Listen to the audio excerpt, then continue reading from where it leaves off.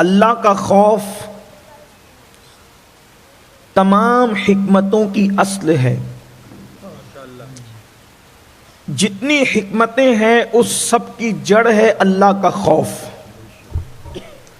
اگر عاشق بننا ہے تو اللہ کا خوف چاہیے.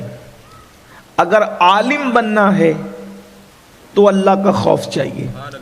اگر نیک بننا ہے تو اللہ کا خوف چاہیے. اگر چہروں کو جگمگانا ہے تو اللہ کا خوف چاہیے. اگر عبادت خانوں کو آباد کرنا ہے تو اللہ کا خوف چاہیے. اگر اللہ کا ولی بننا ہے تو اللہ کا خوف چاہیے. اگر اللہ کا محبوب بننا ہے تو اللہ کا خوف چاہیے. اگر اللہ کے نزدیک عزت والا بننا ہے تو اللہ کا خوف چاہیے. اگر قبر میں اپنے جسم کو کیڑوں سے بچانا ہے تو اللہ کا خوف چاہیے.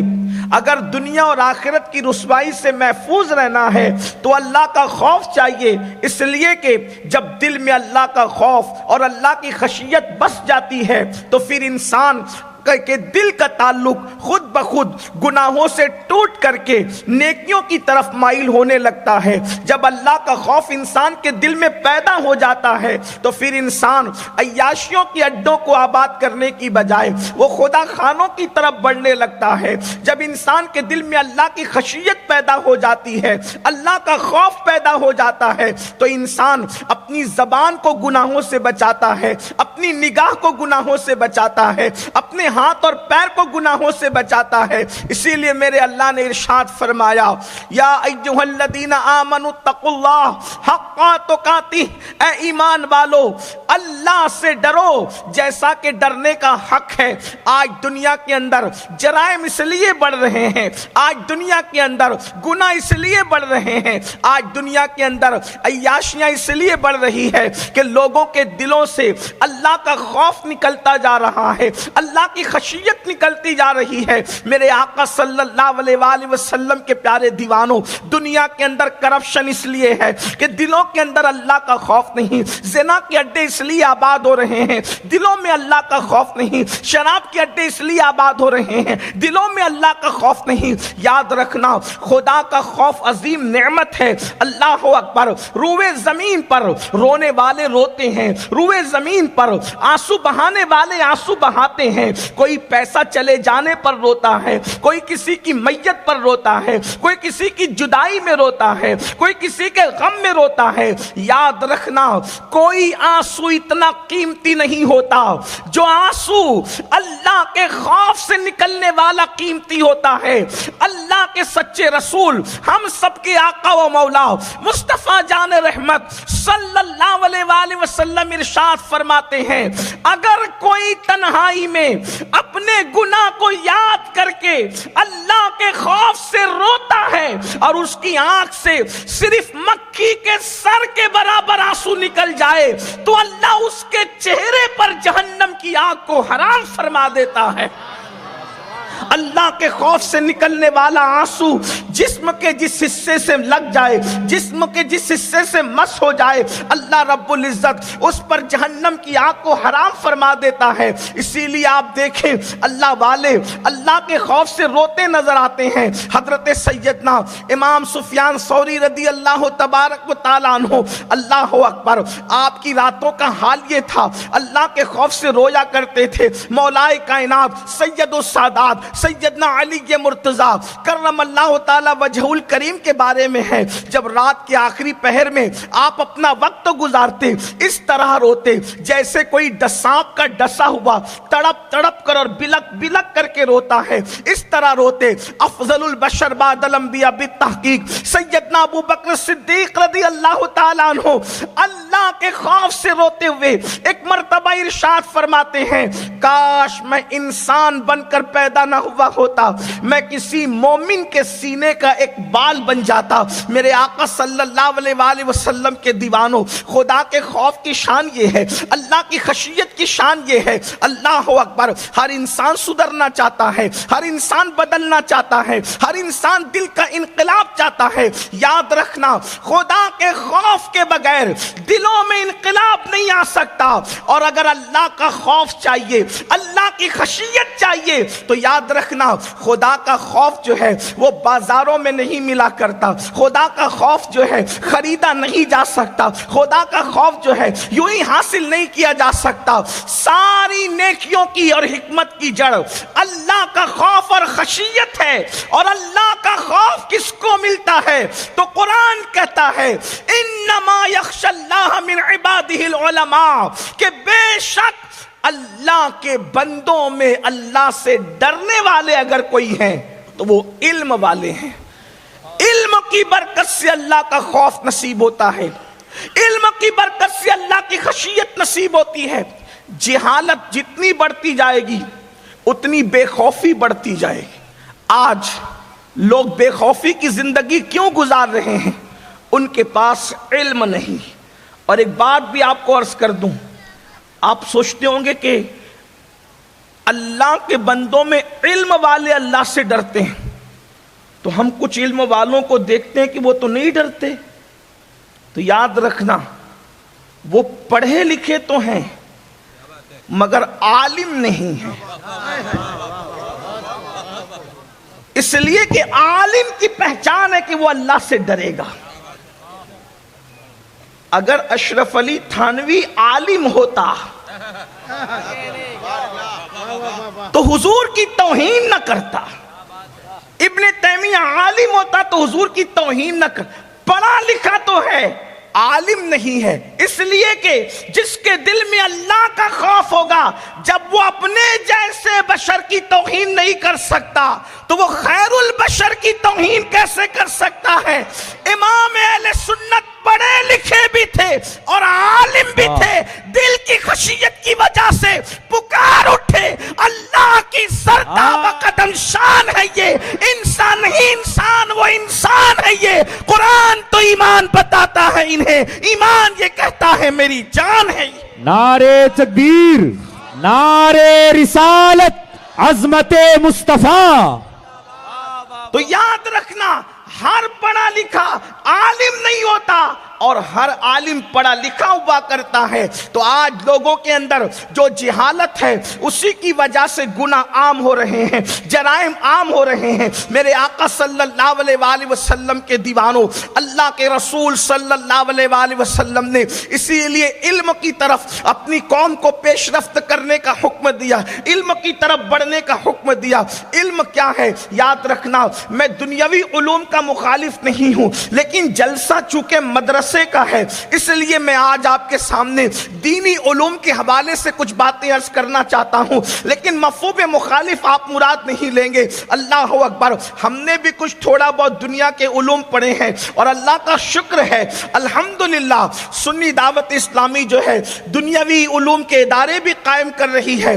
خود بفضل ہی تعالی ایک انگلش اسکول اور ایک جونیئر کالج کا میں خود بھی چیئرمین ہوں، اس اعتبار سے اپنا تعارف کرانا کبھی پسند بھی نہیں کیا، لیکن اللہ کا شکر ہے عصری علوم کی خدمت ہم لوگ بھی کر رہے ہیں۔ مگر یاد رکھنا یہ دنیا کے جو علوم ہے وہ دنیا میں کام آئیں گے، مگر جو علم دین ہے انشاءاللہ وہ قبر تک جائے گا، قبر میں کام آئے گا۔ میرے آقا صلی اللہ علیہ وآلہ وسلم کے دیوانوں، آج ہم لوگوں کا حال کیا ہو گیا ہے؟ بچے کو اسکول کے لیے تو اٹھاتے ہیں لیکن علم دین کے حوالے سے ہماری کوئی دلچسپی نہیں ہے۔ زیادہ سے زیادہ بچے کو قرآن پڑھنا سکھا دیں گے، وہ بھی درست تلفظ کے ساتھ نہیں، وہ بھی صحیح انداز سے نہیں۔ اللہ اکبر، حال یہ ہے 3-3 4-4 بچوں کے باپ بن گئے، ابھی تک غسل کا اسلامی طریقہ بھی نہیں پتا، ابھی تک نماز پڑھنے کا صحیح طریقہ بھی نہیں پتا۔ مسلمانوں بتاؤ، اللہ اکبر، ہم نے کمپیوٹر سیکھا، ہم نے 25 سال لگا دیے،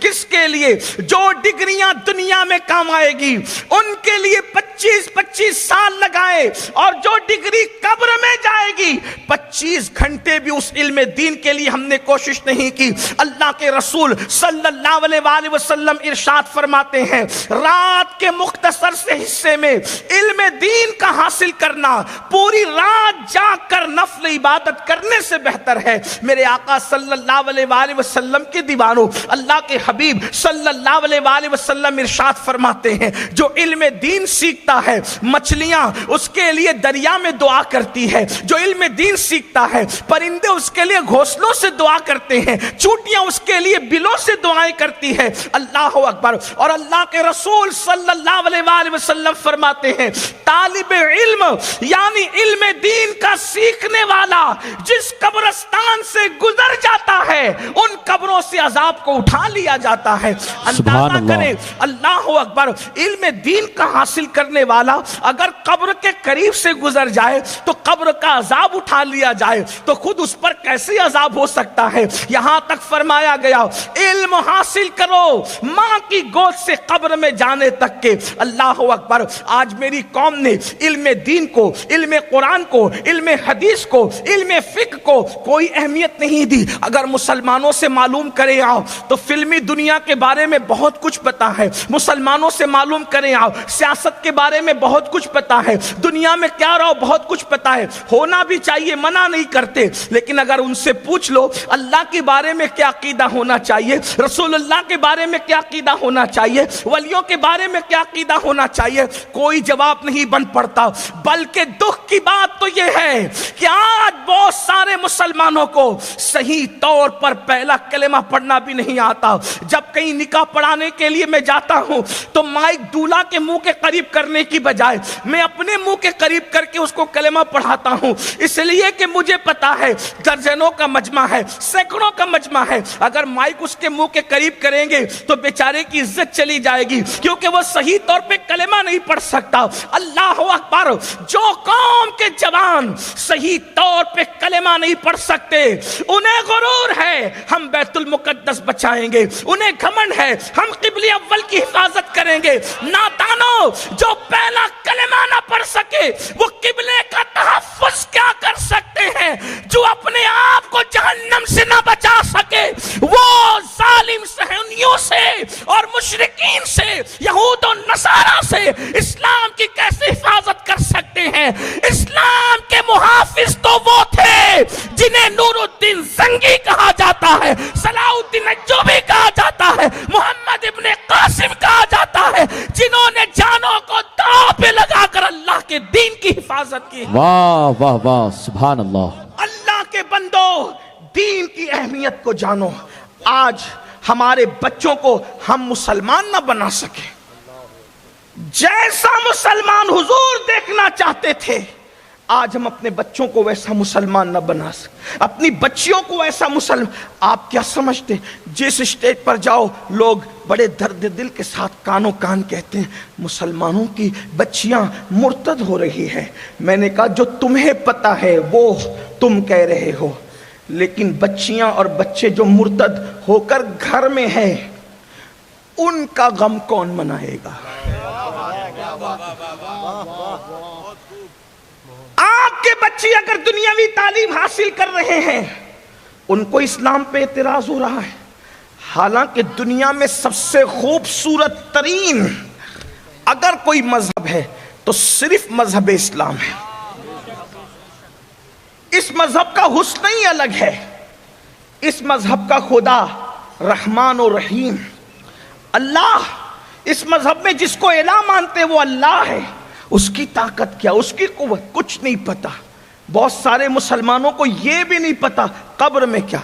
ایک بہت بڑے پیر صاحب نے مجھ سے پوچھا بغداد شریف، یار مرنے کے بعد قبر میں اتنی دیر تک کے کیسے پڑے رہیں گے؟ میں نے کہا پیر صاحب پڑے ہی نہیں رہیں گے، ہمارا پورا دین، آپ واللہ کوئی میں گڑھ کے بات نہیں کر رہا ہوں، اگر مائک پر نام لینا غیبت میں شمار نہ ہوتا تو میں نام لے کر بتاتا۔ قبر میں کیا ہونا ہے کچھ پتا نہیں، سیکھا ہی نہیں۔ یہ جو لوگ مرنے سے ڈرتے ہیں اسی لیے کہ ان کو علم نہیں ہے کہ قبر میں ہونا کیا ہے، قبر میں کیا ہونا ہے۔ جتنی خوبصورت دنیا کی زندگی ہے اس سے کروڑ درجہ زیادہ مومن کی زندگی قبر کی خوبصورت ہے۔ اور دنیا، توجہ کرنا، حدیث پاک ہے یؤمنون بالغیب ہم غیب پر ایمان لانے والے لوگ. حدیث پاک ہے, تو قرآن کی آیت میں نے پڑھی یؤمنون بالغیب, غیب پہ ایمان لاؤ.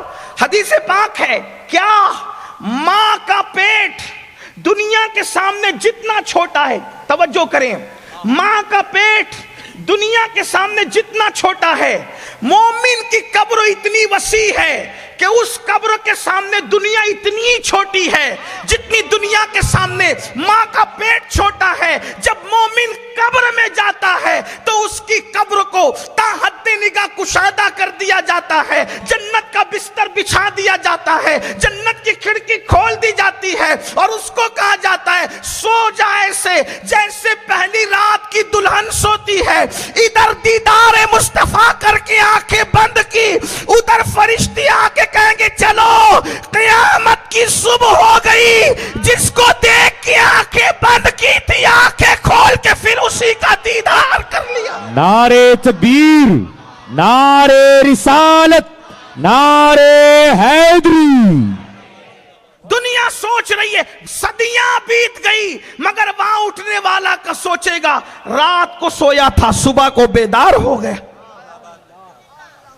علم نہیں ہے مسئلہ, اس لیے لوگ مرنے سے کیوں ڈر, حاجی صاحب مرنے سے ڈر رہے ہیں, نمازی صاحب مرنے سے ڈر رہے ہیں, بڑی معذرت کے ساتھ دیندار کہلانے والے بھی مرنے سے ڈر رہے ہیں. میں تو لوگوں کو یہ بات کہتا ہوں, شاید آپ نے سنا بھی ہوگا, یوٹیوب کا دور ہے, کہ مدینے جانے سے جتنی خوشی ہوتی ہے مومن کو مر جانے سے اس سے زیادہ خوشی ہوتی ہے. کیونکہ مدینے منورہ جاؤ تو گنبد نظر آتا ہے, اور مر جاؤ تو گنبد والا بے حجاب نظر آتا ہے. جان تو جاتے ہی جائے گی قیامت. یہ ہے اب یہاں مرنے پہ ٹھہرا ہے نظارہ تیرا, قبر میں لہرائیں گے تا حشر چشمے نور کے جلوہ فرما ہوگی جب طلعت رسول اللہ. واہ واہ واہ, سبحان اللہ, سبحان اللہ, سبحان اللہ. کوئی مرنا ہی نہیں چاہتا. جنت میں سب مرنے کی دعا کرنے کی اجازت نہیں, لیکن موت سے نفرت کرنے کی اجازت بھی نہیں. اس سے خوبصورت زندگی کیا ہے. حضور کو دیکھا آنکھیں بند کی, کوئی چھوٹی موٹی چیز ہے. امام کہتے ہیں وہ جان دے دو وعدے دیدار پر, جان دے دو وعدے دیدار پر, نقد اپنا دام ہو ہی جائے گا, نقد اپنا دام ہو ہی جائے گا. اور کہتے ہیں اللہ اکبر, اے رضا ہر کام کا ایک وقت ہے, دل کو بھی آرام ہو ہی جائے گا, اور شاد ہر ناکام ہو ہی جائے گا. اللہ اکبر. تو آج علم کی کمی ہے, اس لیے لوگ ادھر ادھر کیوں تک رہے ہیں, علم کی کمی ہے. اسلام پر اعتراض مسلمانوں کے بچے کر رہے ہیں, علم کی کمی ہے. قوم کی بیٹیاں آج اسلام کو شک کی نظر سے دیکھ رہے ہیں, علم کی کمی ہے.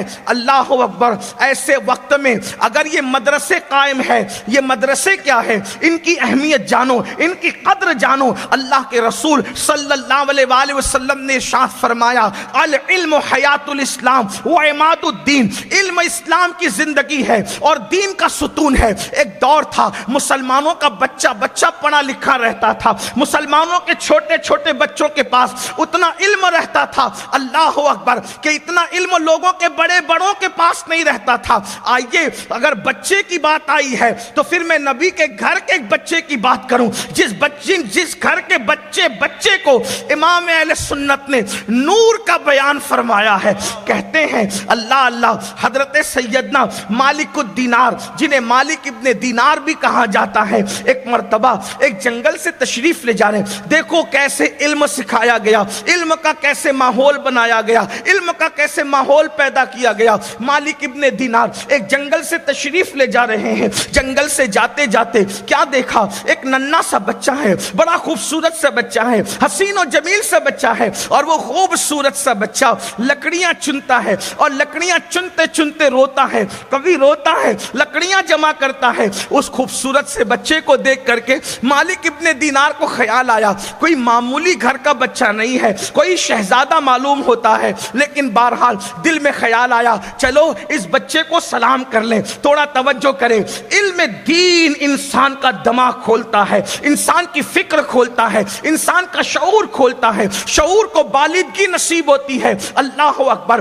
اس لیے اپنے بچوں کو اتنا علم تو ہمیں دینا چاہیے کہ کم سے کم ضروریات دین کا علم ہمارے بچوں کے پاس ہو. ہر مسلمان کا بچہ نماز جانے, وضو جانے, نکاح کے مسائل, طلاق کے مسائل, حلال و حرام کے مسائل, یہ سب ہمارے بچے کو پتہ ہونا چاہیے.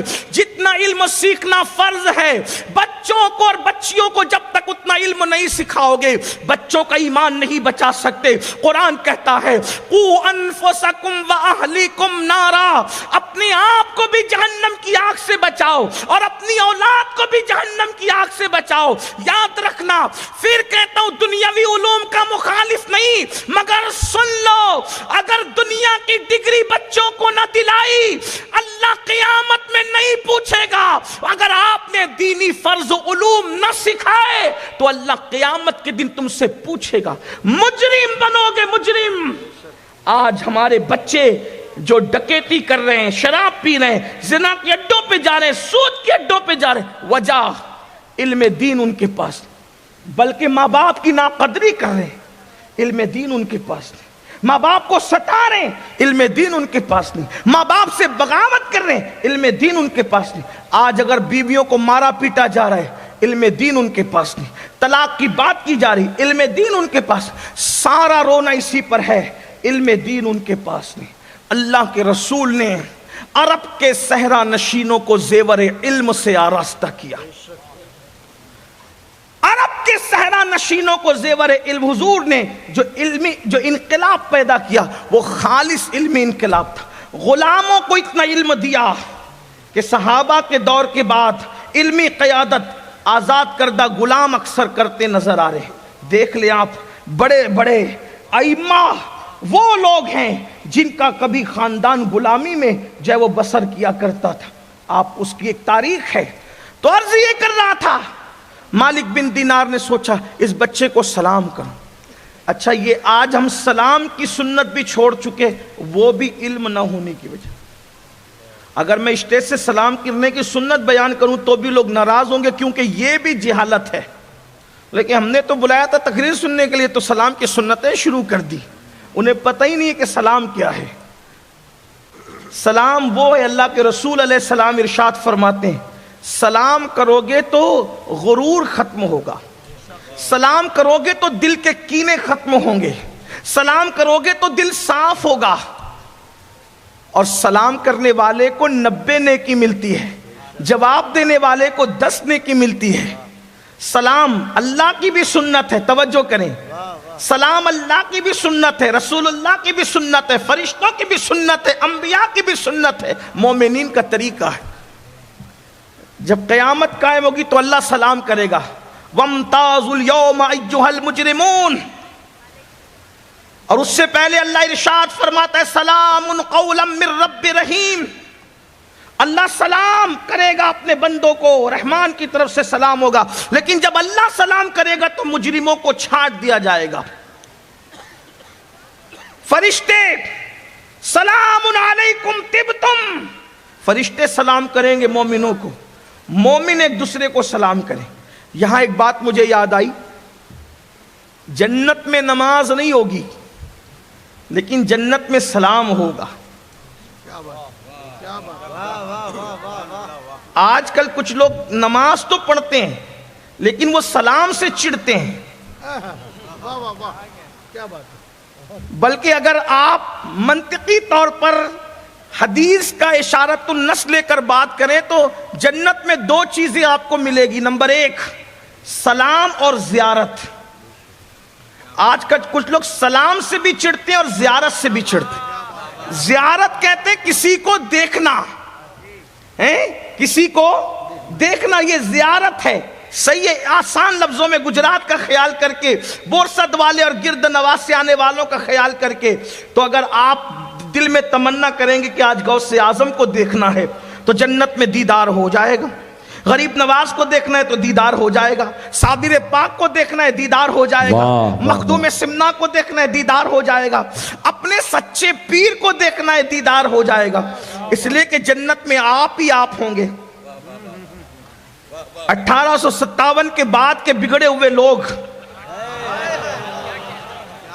جنہوں نے صحابہ سے بھی بغاوت کی، جنہوں نے اہل بیت سے بھی بغاوت کی، اور جنہوں نے مالک جنت محمد الرسول اللہ سے بھی بغاوت کی، بگڑے ہوئے لوگ وہاں نہیں ہوں گے، کیونکہ قرآن کہتا ہے الا قیلا سلاما سلاما، وہاں کچھ نہیں ہوگا، اور کیا ہوگا؟ صرف سلامتی سلامتی ہوگی. یعنی وہاں دہشت گرد لوگ نہیں ہوں گے، سلامتی والے لوگ ہوں گے. اس سے بڑا دہشت گرد کون؟ دنیا کے دہشت گرد تو زندوں کو مارتے ہیں، ان سے بڑا دہشت گرد کون ہوگا؟ جو قبروں پر بھی بلڈوزر چلاتے ہیں، جو قبر والوں پر بھی دہشت گردی کرے، ان سے بڑا دہشت گرد کون؟ لیکن کون ہے؟ میں نام لے کر کے کسی کی اہمیت بڑھانا نہیں چاہتا، اس لیے کہ ہماری زبان اتنی قیمتی ہے، جو یار کا نام لیتی ہے وہ اغیار کا نام کیسے لے سکتی؟ زندہ باد زندہ باد، واہ واہ واہ. اس لیے ابھی آپ کو تمنا کرنا پڑے گا کہ ہمارا نام بھی ان کی زبان پہ، ابھی تم اتنے قیمتی نہیں ہو کہ آپ کا نام لے کے آپ کی اہمیت بڑھائے. کہ کچھ لیتے تو ہیں آپ والے، میں نے کہا یہ ان کی فراخ دلی ہے، جو لیتے یہ ان کی فراخ دلی ہے یا پھر ان کی سادہ دلی ہے. لیکن ہم تو نہیں لیں گے، اس لیے کہ ہم سادہ دل بھی کے قائل ہیں، فراخ دلی کے بھی قائل ہیں، لیکن تھوڑی سی تمہیں غیرت کے اظہار کے بھی بارے میں ہم جو ہے وہ کچھ سکھانا چاہتے ہیں. تو بہرحال میں یہ بات عرض کرنا چاہتا ہوں، کیا کچھ لوگ ایسے ہیں جو زیارت سے بھی چڑھتے ہیں اور سلام سے بھی چڑھتے ہیں، گویا کہ وہ بتاتے ہیں کہ جو کام جنت میں ہونے والا ہے ان سے ہمیں چڑ ہے، کیونکہ ہمیں جنت میں جانا.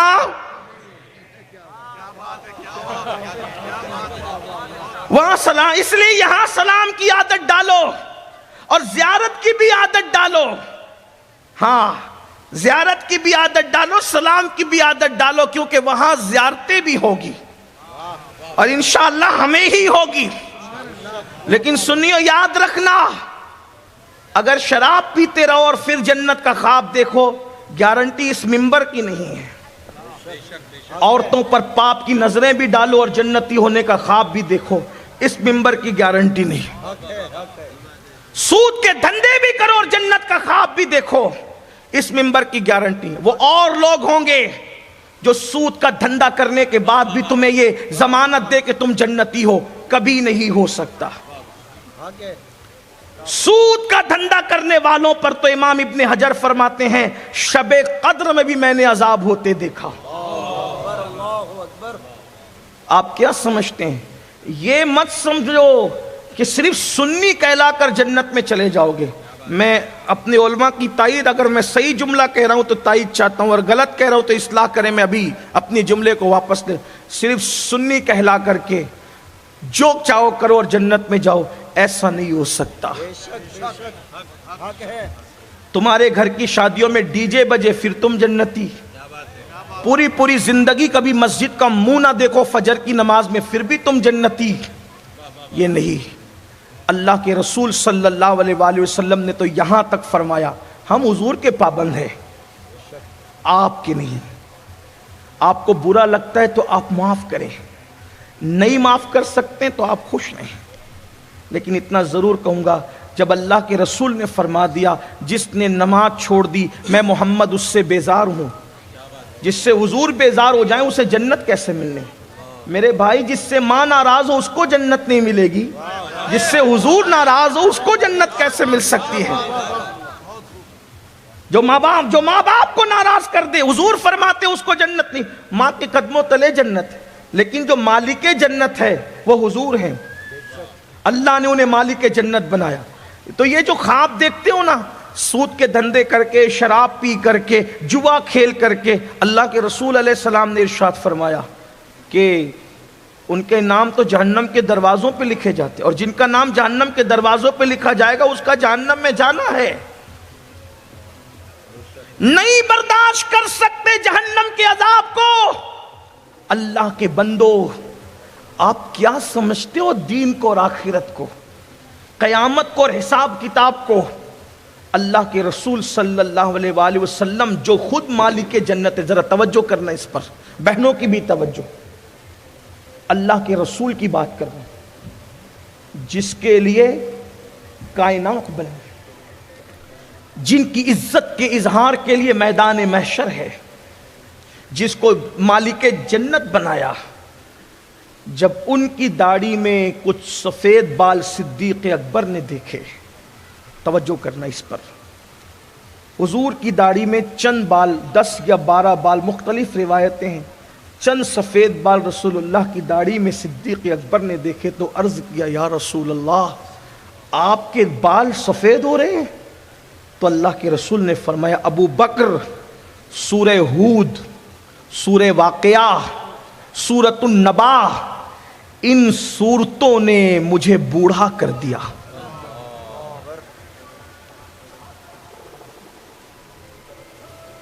ان صورتوں میں کیا ہے؟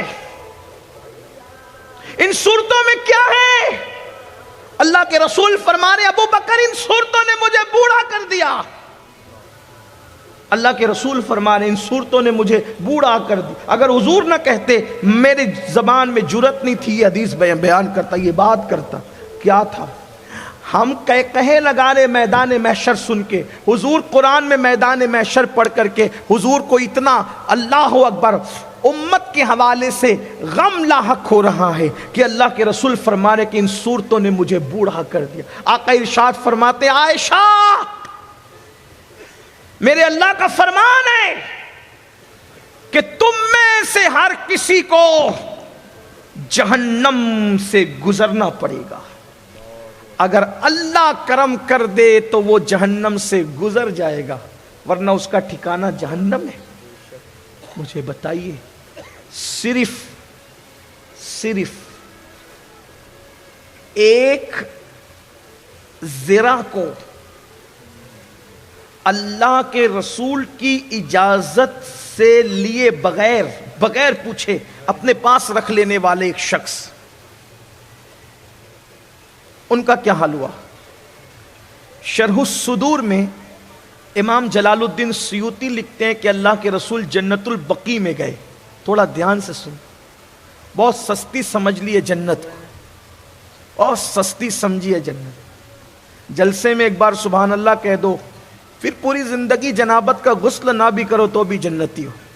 کتنی یقینی جنتی ہے تو جنت ہے تمہاری،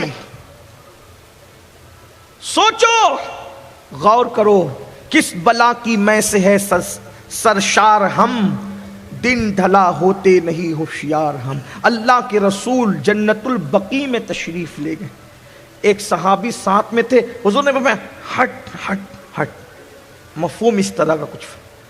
وہ جو ساتھ میں تھے انہوں نے سمجھا مجھے ہٹنے کو کہتے ہیں، آقا نے فرمایا تجھے ہٹنے کو نہیں کہہ رہا ہوں، یہ جو قبر میں سو رہا ہے نا، دراصل یہ عذاب میں گرفتار ہے، جنت البقیع میں، وہ عذاب میں، مفہوم بیان کر۔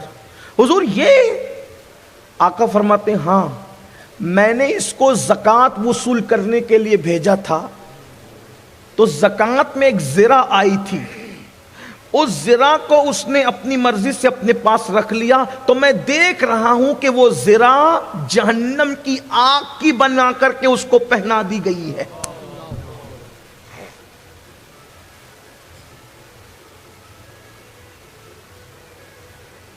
کس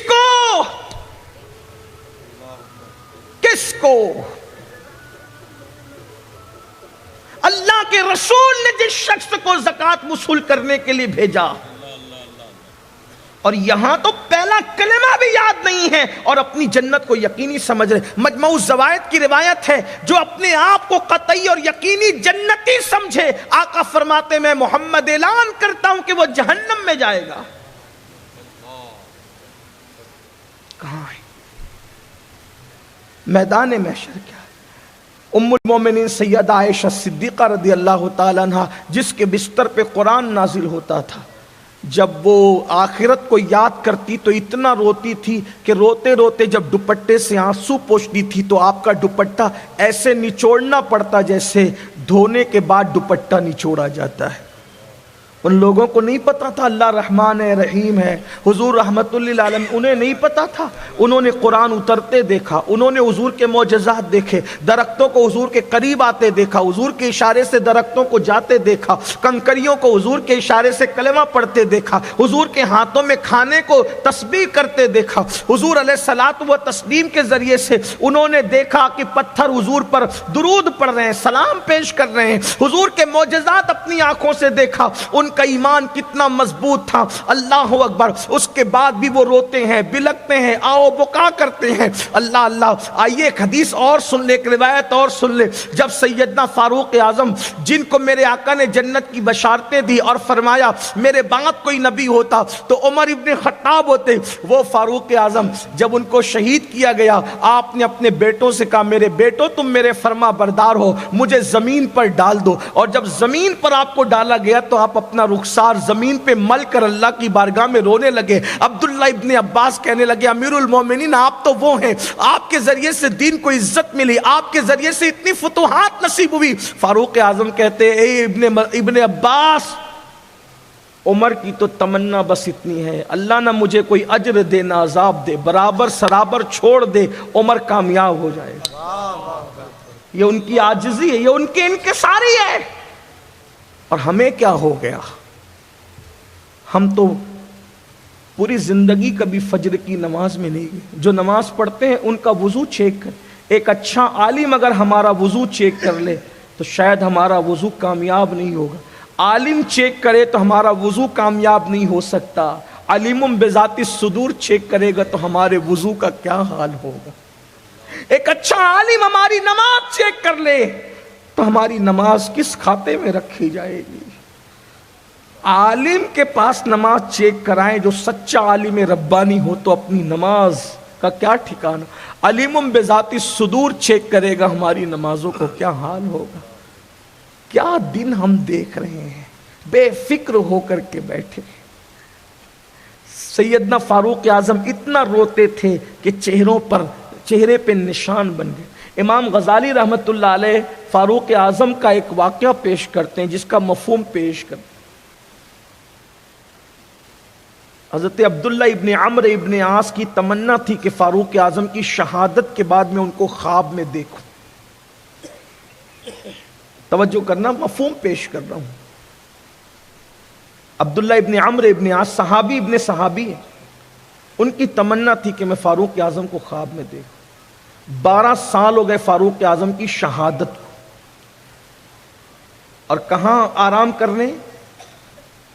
ہم سنیوں کا یقین ہے کہ صدیق و فاروق جنت میں سو رہے ہیں، ہے نا؟ جہاں 2 رکعت پڑھنے کے لیے ہر مکتبہ فکر کا آدمی نمبر لگا کر کھڑے ہوتا ہے، ایک دوسرے کو دھکے دیتا ہے، وہاں وہ حضور اس سے اور قریب حضور کے قدموں میں سو رہے ہیں، آرام کر رہے ہیں۔ حضرت پیر نصیر الدین نصیر بہت خوبصورت بات کہتے ہیں نام آتے ہی ابو بکر عمر کا لب پر کیوں بگڑتا ہے وہ پہلو میں سلائے ہوئے ہیں۔ حضور کے قدموں میں سونے والے ابھی بھی جنت میں سو رہے ہیں، جنت میں آرام کر رہے ہیں۔ میرے امام کہتے ہیں سادین کا قران ہے پہلو ہے ماہ میں، جرمٹ کیے ہیں تارے تجلی قمر کی ہے، اور محبوب رب اکبر ہے اس سبز قبہ میں، پہلو میں جلوہ گاہ عتیق و عمر کی ہے۔ اللہ اکبر۔ فاروق اعظم رضی اللہ تبارک و تعالیٰ عنہ کو دیکھنے کی تمنا عبداللہ ابن عمرو ابن عاص کے دل میں تھی۔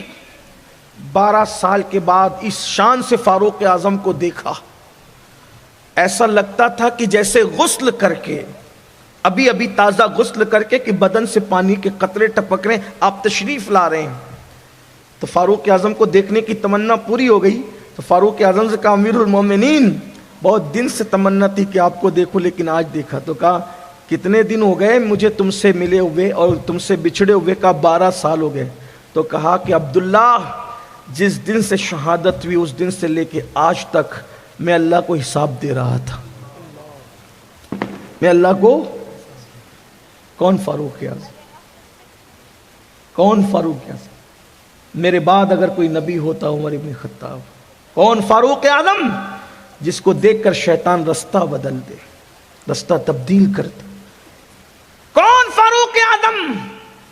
فرمایا میرے عمر کا نام لے کر اپنی محفلوں کو رونق بخشو۔ کون فاروق اعظم؟ حضور کے یہ شان والے صحابہ، ان کی عظمت جن کا ذکر توریت میں، انجیل میں، قرآن میں، وہ فرما رہے ہیں 12 سال سے اللہ کو حساب دے رہا، میرے اللہ کو مجھ پہ رحم آ گیا اور میرے اللہ نے مجھے بخش دیا، آج تم مجھے دیکھ رہے ہو۔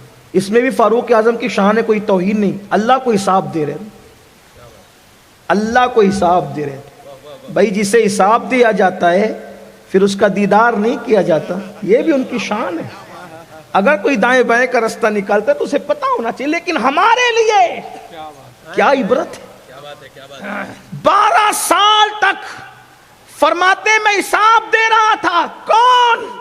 جس کے عدل نے شیر اور بکری کو ایک گھاٹ میں پانی پلا دیا، جس نے کہا کہ اگر دریا کے کنارے کوئی بکری خارش سے مر جائے بھوکی، میں ڈرتا ہوں کہ قیامت کے دن اللہ کی بارگاہ میں کیا جواب دوں گا، جس نے ایک جبے پر خلافت سنبھالی اور پوری زندگی گزار دی، جس کے پاس دوسرا جبہ بھی نہیں تھا، جس کا حال یہ تھا سب لوگوں کو کھلاتے تھے بیت المال سے اور خود سوکھی روٹی کھاتے تھے۔ اللہ اکبر، ان کی کیا منقبت بیان کریں جن کے بارے میں جبریل امین کہتے ہیں اگر میں عمر نو لے کر کے آؤں اور عمر کی فضیلت بیان کروں تو عمر نو ختم ہوگی، عمر کی فضیلت ختم نہیں ہو سکتی۔ ایسی ہستی فرمائے 12 سال سے میں اللہ کو حساب دے رہا تھا، جس کے تقوی کا عالم یہ ہے کہ جب اپنے گھر کا حساب کرتے ہیں تو گھر کا چراغ جلاتے ہیں، اور بیت المال کا حساب کرتے ہیں تو حکومت کا چراغ جلاتے ہیں۔ جس کے بدن پہ پیون تھے، پیون والے کپڑے پہنے، اللہ اکبر، جس نے کبھی مشکوک لقمہ نہیں کھایا، وہ فرماتے 12 سال تک میں اللہ کو حساب دیتا رہا۔ سود کے دھندے کرنے والوں، کہاں سے طاقت لاؤ گے اللہ کی بارگاہ میں جواب دینے کی؟ زنا کے اڈوں کو آباد کرنے والوں، کہاں سے زبان میں طاقت لاؤ گے اللہ کی بارگاہ میں جواب دینے کی؟ مسجدوں کو ویران کرنے والوں، کہاں سے طاقت لاؤ گے اللہ کی بارگاہ میں جواب دینے کی؟ عورتوں پر پاپ کی نظریں ڈالنے والوں، کہاں سے طاقت لاؤ گے اللہ کی بارگاہ میں جواب دینے کی؟ آقا ارشاد فرماتے ہیں قیامت کے دن وہی کامیاب ہوگا جس کو اللہ درگزر کر دے، اگر اللہ نے پوچھ گچھ کر لی تو نہیں بچ سکتا۔ اور ہم کہتے ہیں جو ہوگا دیکھا جائے گا۔ انا للہ و انا الیہ راجعون۔ کس بلا کی میں سے ہے سرشار ہم، دن ڈھلا ہوتے نہیں ہو۔ یہی رونا ہے، اس لیے بے خوف ہو گئے محشر سے، اس لیے بے خوف ہو گئے، علم نہیں ہے۔ جس کے بیٹے جنتی جوانوں کے سردار ہے، وہ آخرت کو یاد کر کے داڑھی پکڑ کر کہتے اللہ علی پر رحم فرما۔ وہ امام اعظم جو داتا کے بھی امام ہے اور خواجہ کے بھی امام ہے، محبوب الہی کے بھی امام ہے، وہ اپنی سفید داڑھی پکڑ کے پوری پوری رات رو کر کہتے اللہ نعمان کے بڑھاپے پہ رحم فرما۔ تو قیامت میں مجھ سے کیا پوچھے گا اور میں تجھے کیا جواب دوں گا؟ جو رمضان شریف میں 61 قرآن ختم کرتے تھے، ان کی فکر آخرت اور اللہ کے خوف کا یہ عالم ہے۔ جو روزانہ ہر رات کبھی 700 کبھی 300 اور کبھی 1000 رکعت تک نماز ادا فرماتے تھے، یہ ان کی کرامت تھی کہ اللہ ان کے لیے رات اتنی طویل کر دیتا تھا۔ یہ حال تھا، علم نہیں ہے۔ سوچتے ہیں کہ قطعاً یقینی جنتی ہے ہم لوگ، نہیں، اتنی سستی نہیں ہے جنت، اور اتنی مہنگی بھی نہیں ہے جتنا 1857 کے بعد والوں نے مہنگی کر کے دکھایا۔ نہ اتنی سستی ہے جو آپ سمجھ رہے ہیں اور نہ اتنی مہنگی ہے جو وہ کہہ رہے ہیں۔ تو کیا ہے اعتدال کی راہ؟ تو امام نے بہت آسانی سے سمجھایا، کہا جنت کیسے؟ تو کہا وہ تو نہایت سستا سودا بیچ رہے ہیں جنت کا، وہ تو نہایت سستا سودا بیچ رہے ہیں جنت کا، مگر ہم مفلس کیا مول چکائیں؟ اپنا ہاتھ ہی خالی۔ ایک انگوٹھی بکی ابھی 51,000 کی، ہے نا, بہت مہنگی بکی. اگر میں اپنی گھڑی کو یہ کہہ دوں کہ یہ 4 آنے کی, لو خریدو, 4 آنا چاہیے مجھے, کس کے پاس 4 آنا ہے لے جاؤ اس کو, 51,000 کی خریدی نا انگوٹھی, یہ 4 آنے کی ہے. گھر جا کے کہو گے کتنا سستا سودا لگایا امین القادری نے, مگر جیب میں 4 آنے نہیں تھے.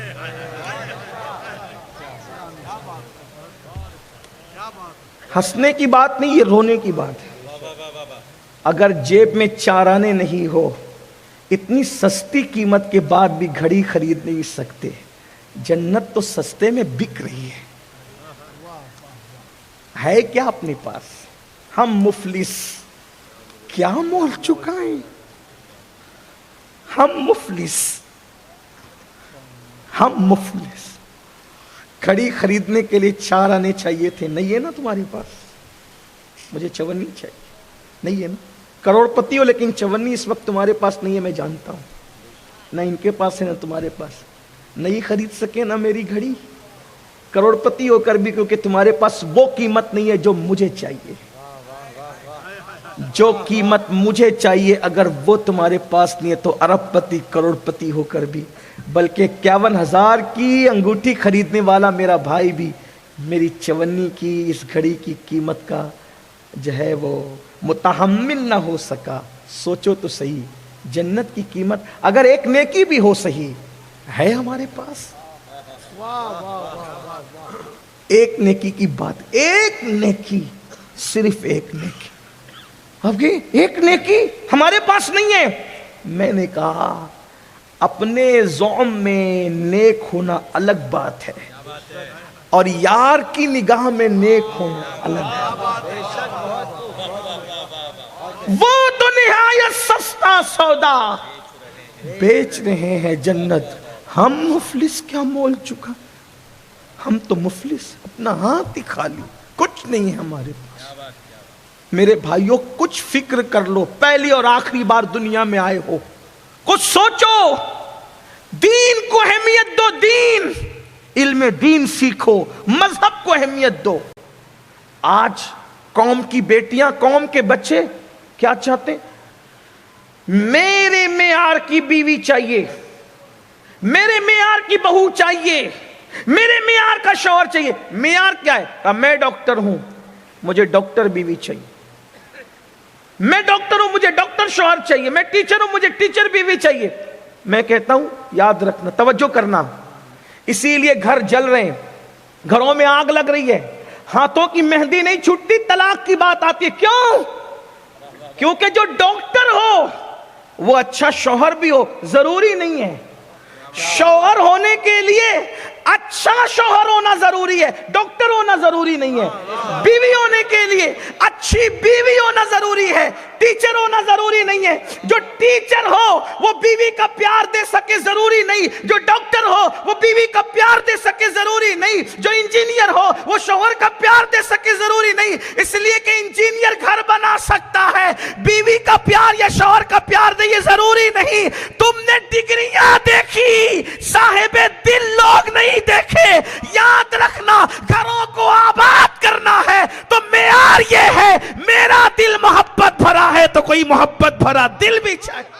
واہ جب واہ تک واہ, ہم دل والے دیکھتے تھے تب تک گھر جنت نشان تھا. جب سے ڈگری والے دیکھنا شروع کر دیے گھروں کے اندر آگ لگ گئی. پچھتا رہے ہو, پچھتا رہے. اور یہ محبت بھرا کس کے پاس دل ہوگا؟ جس کا دل مدینے کے تاجدار سے لگا. آج لوگوں کی روح پیاسی ہے کیونکہ ان کو دل والے نہیں ملتے. ڈگری والے تو ملتے ہیں, دل والے نہیں ملتے. یاد رکھنا, پہلے ڈگریاں والے نہیں تھے, دل والے تھے.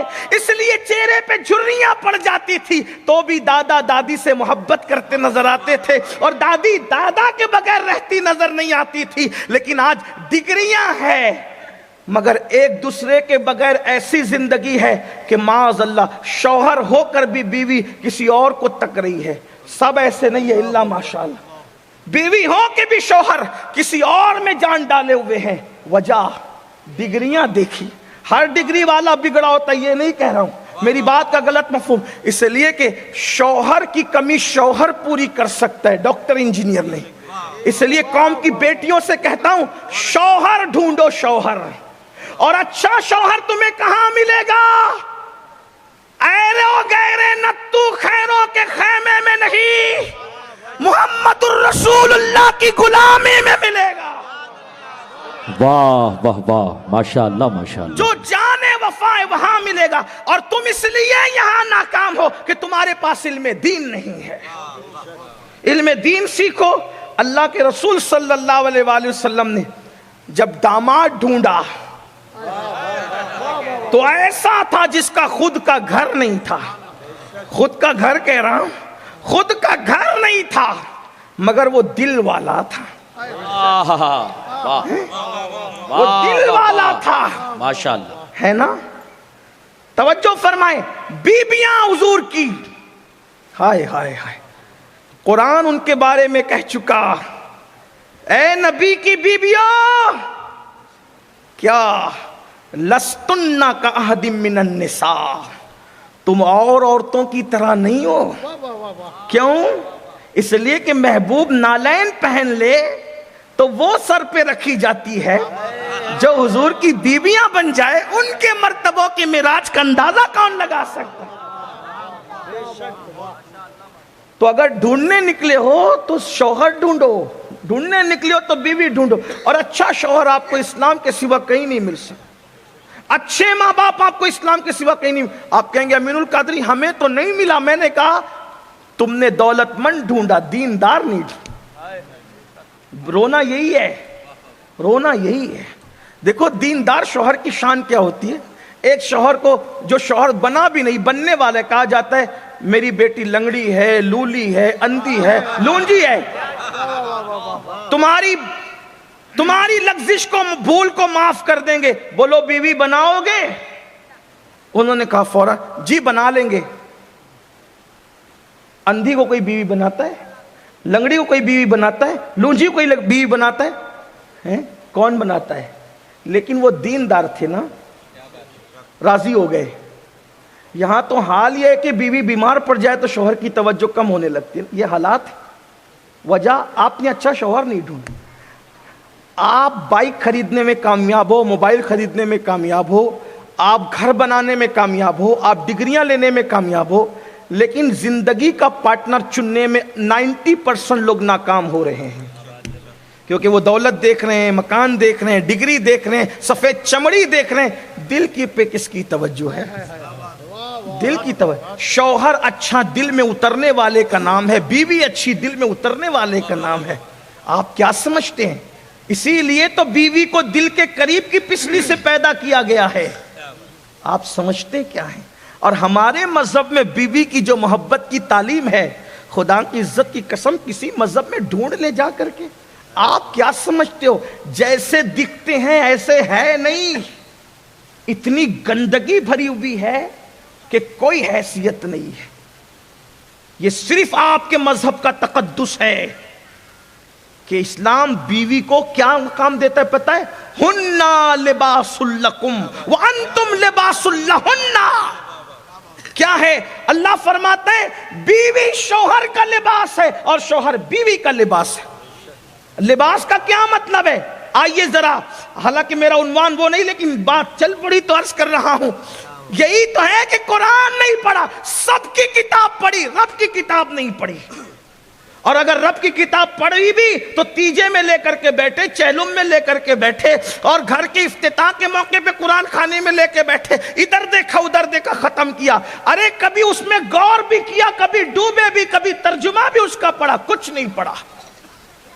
کیا پڑھا؟ سب کی کتاب پڑھی، رب کی نہیں پڑھی نا۔ کیا فرمایا قرآن نے؟ ہننا لباس لکم وانتم لباس لہن۔ شوہر بیوی کا لباس، بیوی شوہر کا لباس۔ لباس کا مطلب کیا؟ نمبر 1، پہلی بات تو لباس جسم پر رہتا ہے۔ توجہ آپ کی، اگر آپ سمجھ رہے میری بات کو تو سب کی توجہ۔ لباس کہاں رہتا ہے؟ یعنی اتنے قریب نہ دوست آ سکتا ہے، نہ امی آ سکتی ہے، نہ ابا آ سکتا ہے، نہ بچے آ سکتے ہیں، نہ بہن. اتنے قریب، جتنے قریب مجھ سے میرا لباس ہے کوئی. حالانکہ یہ لباس مجھ سے پیار کرے نہ کرے یہ تو بیچارہ بے جان ہے، یہ ایک سے پیار کرنے والے ہیں، لیکن یہ سب دور بیٹھے ہیں. سب سے زیادہ قریب میرا لباس مجھ سے ہے نا، بدن سے ایسے چمٹا ہے کوئی الگ نہیں کر سکتا. قرآن کہہ رہا ہے بیوی شوہر کا لباس ہے، شوہر بیوی کا، یعنی دونوں ایک دوسرے کے سب سے زیادہ قریب رہتے ہیں. نمبر 2، جسم پر اگر کوئی غلط سلط نشان ہو لباس چھپا لیتا ہے، عیب چھپا لیتا ہے. لباس کا کام عیب چھپانا ہے. تو بہترین شوہر وہ جو بیوی کا عیب چھپا لے، بہترین بیوی جو شوہر کا عیب چھپا لے. پھر اس کے بعد لباس خوبصورت بنا کے پیش کرتا ہے. لباس سردی سے بھی بچاتا ہے، گرمی سے بھی بچاتا ہے، برسات سے بھی بچاتا ہے. پتا چلا لباس تکلیفوں سے بچاتا ہے. بہترین بیوی وہ ہے جو شوہر کو تکلیف سے بچائے، اور بہترین شوہر وہ ہے جو بیوی کو تکلیف سے بچائے. وہ دیکھنا اسلامی شوہر اور بیوی کا تصور، جن کے پاس علم دین تھا. دیکھنا چاہتے ہو تو دیکھو. ایک صحابی ہیں، سفر میں گئے ہوئے ہیں، اور جب سفر سے واپس آئے ہیں، حضرت ابو طلحہ سفر سے واپس آئے، گھر میں بیٹے کا انتقال ہو. ادھر شوہر سفر سے واپس آنے، بیٹے کا انتقال ہوا، بیوی نے میت چھپا دی. توجہ کریں، یہ ہے علم دین سیکھنے والوں کی شان. بیوی میت چھپا رہی، سوچو تو اس ماں کے دل پہ کیا گزرتی ہوگی جس نے شوہر کی خوشی کے لیے بیٹے کی میت چھپا دی. میت کیوں چھپائی؟ میرا شوہر تھکا آ رہا آیا ہوگا، سفر سے آئے گا، اگر ٹینشن کی خبر سناؤں گی تو وہ تو یوں ہی بجھ جائے گا. چھپا دیا، میت چھپا دی. یہ ہے بیوی، اسلامی بیوی. میت چھپا دی، کھانا بنایا، بنی سنوری. جب شوہر کے لیے بننے سنورنے کا حکم ہے، یہاں علم نہیں ہے تو ولیمے میں جانے کے لیے سنورتے ہیں، بازار جانے کے لیے سنورتے ہیں. فتنہ تو ہوگا، برا نہیں ماننا. سنورنا تھا شوہر کے لیے رات کو، سنورنے دن کو. ولیمے اور بازار میں جانے کے لیے، سب کے لیے سنوریں گے. بیوی شوہر کے لیے نہیں سنورے گی تو کس کے لیے؟ بلکہ ہمارے بزرگوں نے فرمایا جو عورت شوہر کے لیے سنورتی ہے اس کو اللہ نفل عبادت سے بڑھ کر ثواب عطا فرماتا ہے. لیکن سنورنے میں ناجائز چیزوں کا استعمال نہیں ہونا چاہیے. بہرحال بنی سوری، شوہر آئے، دیکھا، کھانا کھایا، توجہ ہوئی، وظیفہ زوجیت ادا کیا، دونوں نے غسل کیا.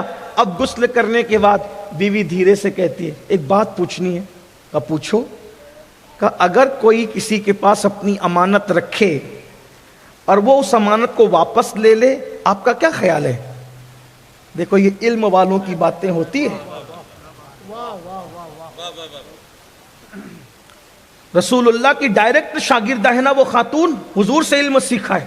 کیا نصیبے تھے ان کے، ڈائریکٹ حضور سے تربیت لی تھی. جس نے اللہ سے سیکھا اس سے صحابہ سیکھ رہے تھے. کیا انداز ہوگا. کیا کہا اگر کسی کے پاس کوئی امانت، کوئی اپنی امانت کسی کے پاس کوئی رکھے اور وہ لے لے تو کیا خیال؟ اب بالکل اس کو دینا چاہیے. تو کہا کہ یہ بتاؤ بیٹا اللہ کی امانت ہے کہ نہیں؟ کہا بالکل ہے. کہا اس نے اپنی امانت واپس لی. کتنے اچھے انداز. اور یہاں تو حال یہ ہے کہ بچے کو ہلکا سا بخار ہے تو بیوی کا فون آتا ہے بہت بیمار ہے، بہت بیمار. پہلی بات تو یہ بہت بیمار بولا ہی نہ کرو، بہت تکلیف ہے، بہت بیمار ہے. یعنی آج کل عورتیں بڑا چڑھا کر، مرد بڑا چڑھا کر، علم ان کے پاس نہیں ہے. وہ کتنے نارمل انداز سے میت کی خبر دی شوہر کو. پتہ ہے اس پر کیا ہوا؟ اس خاتون کو جسے ام سلیم کہتے ہیں شوہر کی خوشی کے لیے اتنی بڑی قربانی دی، رسول پاک نے ان کو جنت کی بشارت عطا فرمائی. یہ دین ہے. آج ہمیں بچیوں کو پڑھانا ہوگا. پڑھاؤ، کیونکہ مرد پڑھیں گے تو علم دروازے تک رہے گا، عورتیں پڑھے گی تو علم نسلوں تک منتقل ہوگا. مرد نے پڑھا، فرد نے پڑھا، عورت نے پڑھا، پورے معاشرے نے پڑھا. ماں کی گود جب تربیت یافتہ ہوگی تو بچے خود بخود تربیت یافتہ ہوں گے. بات دور سے دور چلی گئی. عرض کر رہا تھا سلام کرو. سلام کی بڑی فضیلت ہے. زیارت کی عادت بناؤ. اور ایک بات یاد رکھنا، اگر کسی سے کینہ کپٹ بھی ہو نا اس کو بار بار سلام. ایک بات آپ کو بتاؤں, اگر حضور کے ساتھ جنت میں جانا ہے تو ایک نسخہ ذرا میں بھی آج آپ کو بتا دوں. جانا ہے حضور کے ساتھ جنت, اللہ کے رسول فرماتے ہیں اے انس, صبح اس حال میں کر کے کسی مومن کے لیے تیرے دل میں کینہ نہ ہو, جس کا دل کینے سے پاک ہوگا وہ جنت میں میرے ساتھ ہوگا. مت رکھو کسی کے لیے کینہ, چھوڑ دو, ٹینشن چھوڑو. اپنا دل کسی کے کینے کے لیے تھوڑی ہے, اپنا دل تو محبت مدینہ کے لیے ہے, مدینے والے کے لیے. تو حضرت مالک بن دینار, بات اس پہ پوری کرتے ہیں. حضرت مالک بن دینار سوچا یہ بچہ بڑا خوبصورت ہے, حسین ہے, جمیل ہے, کسی اچھے گھر کا ہے, اس کو سلام کر. جیسے ہی سوچا سلام کرتے ہیں تو اچانک دوسرا خیال آیا, بچہ ہی تو ہے. کیا خیال آیا؟ بچہ ہی تو ہے, اسے کیا سلام کر. اچھا دونوں خیال آئے تھے, ایک کہیں اور سے آیا تھا, ایک کہیں اور سے آیا تھا. ابھی آپ کو سمجھ میں آئے گا کہاں سے آیا. خیال بھی ایک جگہ سے نہیں آتے نا, الگ الگ جگہ سے آتے. ہاں آگے بڑھ گئے, مالک سلام کیے بغیر آگے بڑھ گئے. پھر خیال آیا تیسرا, مالک تو نے کیوں سلام نہیں کیا؟ بچہ سمجھ کرنا, جب اللہ کے رسول چھوٹے چھوٹے بچوں کو سلام کرتے تھے تو تو کون ہے؟ او تو کون ہے؟ حضور چھوٹے چھوٹے بچوں کو سلام کرتے تھے, تو کون؟ پلٹے السلام علیکم ورحمت اللہ. بچے نے سر اٹھایا, وعلیکم السلام یا مالک ابن دینار. ہو یہ تربیت کا نتیجہ ہوتا ہے. یہ فیضان نظر تھا یا کہ مکتب کی کرامت تھی؟ سکھائے کس نے اسماعیل کو آداب فرزندی؟ گھر کا ماحول بہت بدلتا ہے, گھر کے ماحول کا اثر. ہم لوگ گھر میں کسی کے گھر میں روزانہ میں سمجھتا ہوں 25-50 گھر تو ہمارا جانا ہوتا ہی ہو, اور بلا مبالغہ سینکڑوں لوگوں سے ملنا ہوتا ہو. 1 منٹ میں مجھے اندازہ ہو جاتا ہے اس گھر کا ماحول کیا ہے. اس میں علماء آتے ہیں کہ نہیں آتے, اس میں سادات آتے ہیں کہ نہیں آتے, اس میں پیر لوگ آتے ہیں کہ نہیں آتے. بچوں کو دیکھ کر ہمیں 1 منٹ میں اندازہ بتا سکتے ہیں, ہم اس گھر میں علماء نہیں آتے, اس گھر میں آتے ہیں, اس گھر میں مشائخ نہیں آتے, اس گھر میں آتے ہیں. ہمیں پتہ ہے جس گھر میں پیروں کا, مشائخ کا, سادات کا, علماء کا آنا جانا ہے, اس گھر کے بچے ملیں گے فوراً دستبوسی کریں گے. جن گھر میں نہیں آنا جانا ہے وہ نارمل ایک ہاتھ ملائیں گے, ایسے ملا کر کے چلے جائیں. ماحول الگ ہے. آپ کے آپ سب کے قریب رہتے ہو, ذرا علماء سے بھی رشتہ جوڑو, علماء سے بھی تعلق قائم کرو, سادات سے تعلق قائم کرو, مشائخ سے تعلق. ان کی برکتیں ہیں, بہت برکتیں ہیں, بلکہ حدیث پاک میں آتا ہے کہ جب انسان کے نام اعمال اس کو جنت میں لے جانے کے قابل نہ ہوں گے تو اللہ پاک فرمائے گا اس سے پوچھو کیا زندگی میں کبھی اس نے کسی عالم دین سے محبت کی تھی؟ اگر محبت کی تھی تو اس محبت کے صدقے بخشا جائے گا.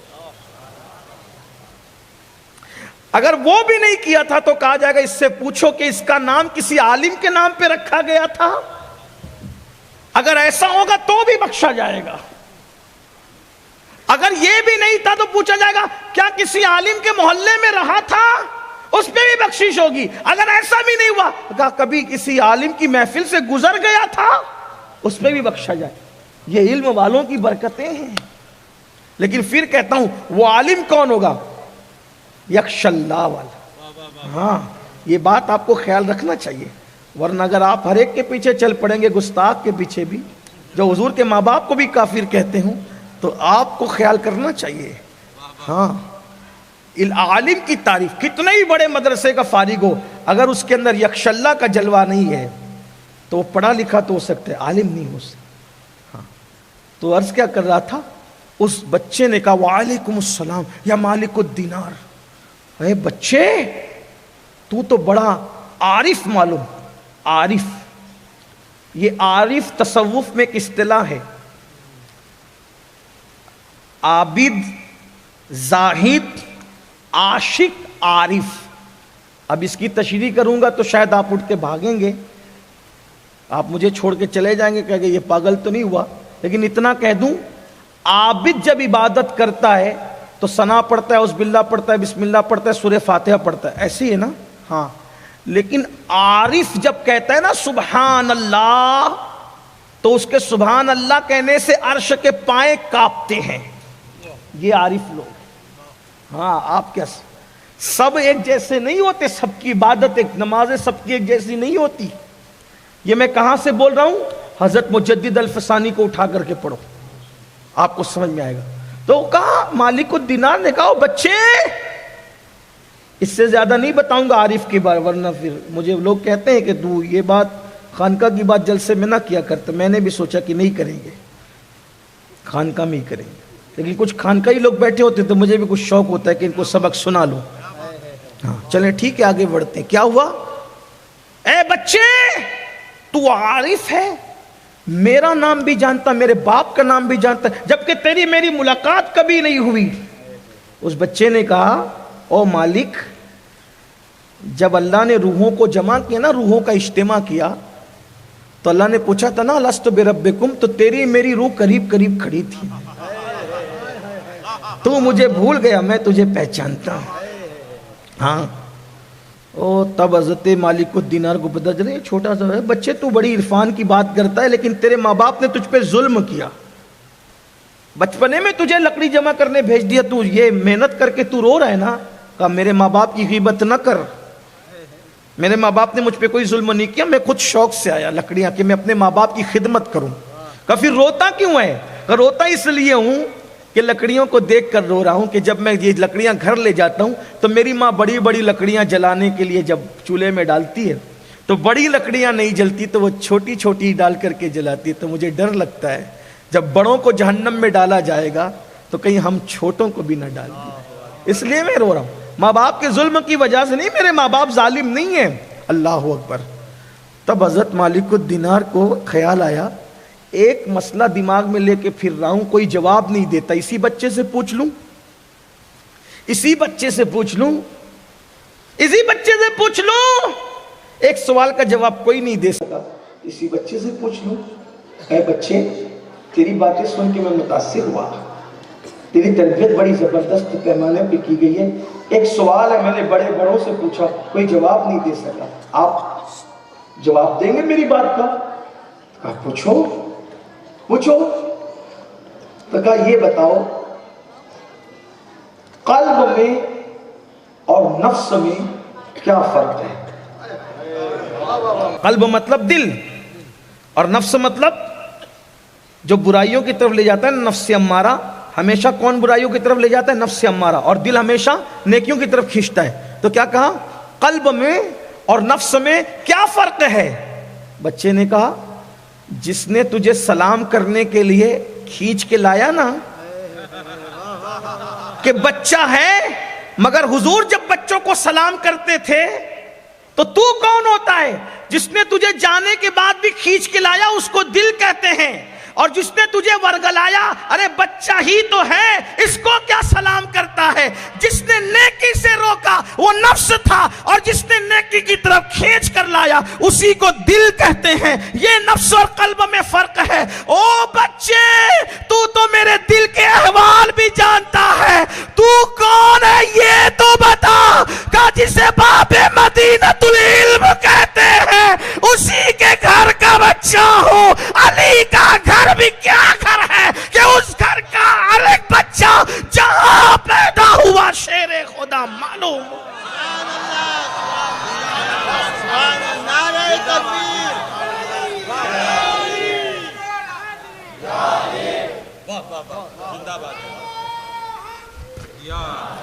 گھر میں جیسا ماحول ہوگا، عرفان کا ماحول ہوگا تو گھر میں عرفان پیدا ہو، بچوں میں عرفان پیدا ہوگا، تقویٰ پیدا ہوگا، پرہیزگاری پیدا ہوگی. اور اگر گھر میں گانوں کا ماحول، غزلوں کا ماحول ہوگا تو گھر کے اندر بچے وہی سیکھ کر وہ کچھ کریں گے. آئیے علم کی طرف پیش رفت کریں. اپنے بچوں کو اتنا پڑھائیں، بچیوں کو بھی ماشاءاللہ جو مدارس ہیں ان مدارس کی قدر کیجئے، علم کی طرف بڑھیے۔ اللہ پاک سب سے پہلے مجھے آپ سب کو توفیق بخشے، گفتگو کے درمیان کوئی غلطی ہو تو اللہ پاک معاف فرمائے۔ استغفر اللہ ربی ان ربی لغفور رحیم۔